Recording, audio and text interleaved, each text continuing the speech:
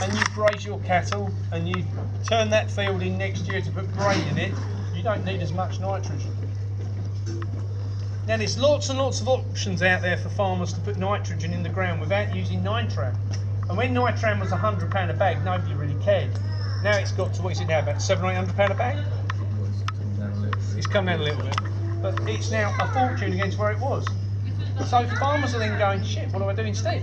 Well, those things called cows are really good at mucking up a field, literally mucking up a field. So the options are out there for farmers, but unfortunately we've got to go back nearly 100 years to look at how we used to do things. If you look at growing beans, for instance, if you can grow beans on a field, broad beans, something like field beans, that are really good nitrogen fixers, to put the nitrogen back in the ground so you don't use natural, so you don't then have to use pharmaceutical chemicals, has got to be a good way forward. So we've all got to come together. Customers need to start telling their farmers what they want. And one of the things I would ask the public, has anyone ever written to your local MP? Christ, you're the first audience who's never written to an MP. Well, I always ask the question, has anyone, and people put their hands up and say, did you get a response you wanted? Because no one does. Yeah, oh, they always write the same rubbish. But they don't write the rubbish.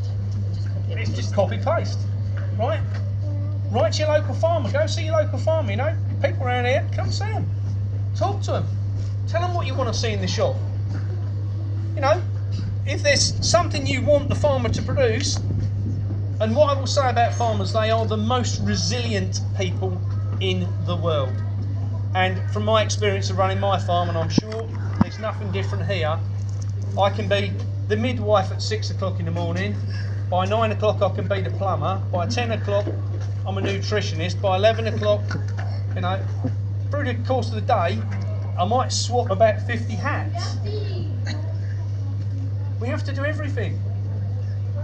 We can't think about everything. So when we are getting to a point that we're starting to produce lots of different stuff and wanting to get more people to the farm to buy more stuff, we need the suggestions from you guys to say, oh, have you thought about doing this? Have you thought about doing that? For me, first thing I would put on this farm is loads of chickens and ducks. Loads of them. Get good quality meat and you get loads of eggs. No brainer. Wouldn't be selling, we've had the conversation today, I wouldn't sell any milk to Arla. I'd tell them to back right off and sell all the milk, raw milk.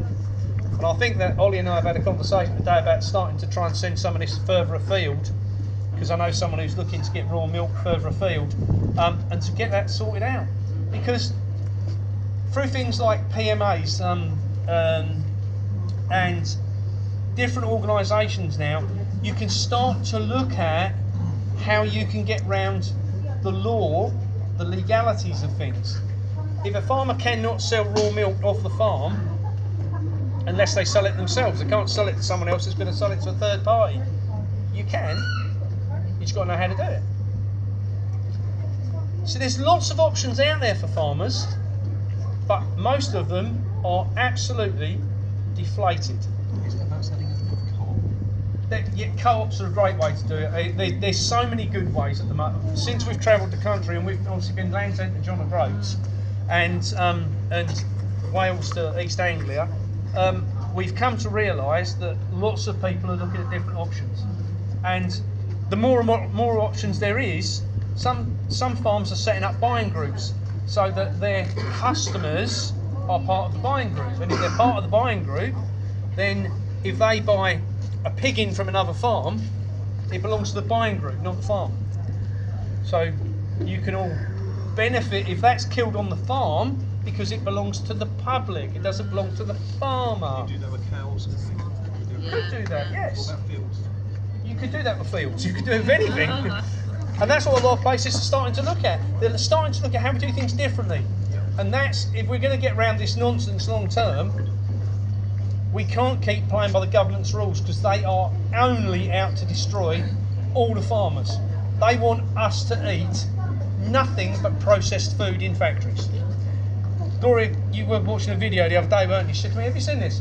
So they can make margarine in a factory with only things what they can produce in a factory. There was nothing in it at all from a farmer. Nothing, no food in it at all.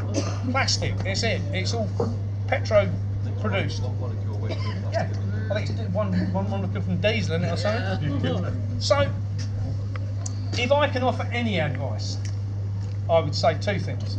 One, start finding out how you can support the guys if you're this area, and what else they can put on the farm to fill your requirements.